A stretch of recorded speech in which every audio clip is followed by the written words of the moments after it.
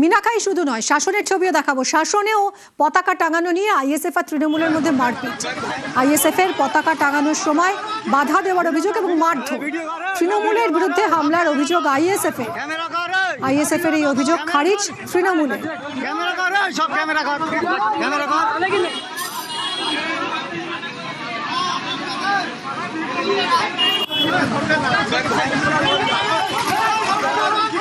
Video कर video कर video कर सब वीडियो कर सब कैमरा कर कैमरा कर वीडियो कर कैमरा कर कैमरा कर सब कैमरा कर कैमरा कर।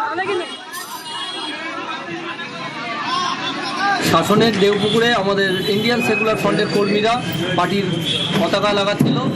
সেই সময় টিএমসি দুষ্কৃতী বাহিনীরা ওখানে আসলো, এসে আমাদের ছেলেদের মারধর করা শুরু করে দিয়েছে। পতাকা লাগানোকে কি পাপ? শাসনে নাকি বিরোধীরা কোনো ওখানে পতাকা লাগাতে পারবে না, ওখানে নাকি এই ধরনের নিয়ম চলে এবং 2011 সাল থেকে নাকি এইভাবেই চলছে। বিরোধীদের মাথা তুলে দাঁড়াতে দেবে না। আমাদের ছেলেদের গায়ে যদি কেউ হত্যায় জেল খারাপ হয়ে একটা দলের প্রতি পতাকাকে অবজ্ঞা করা এটা কারোরই উচিত নয়। এটা মারপিট করা দলীয়ভাবে এটা আমাদের কখনোই কাম্য হওয়া উচিত নয়। তবে অধিকাংশ ক্ষেত্রে দেখা যায় কারোর সঙ্গে কারোর ঝগড়া ফাসাদ থাকে, হিংসা প্রতিহিংসা থাকে। ভোটের সময় এসে সেই প্রতিহিংসার প্রতিশোধ তোলার চেষ্টা করে। আমি খবর নেব, দেখবো।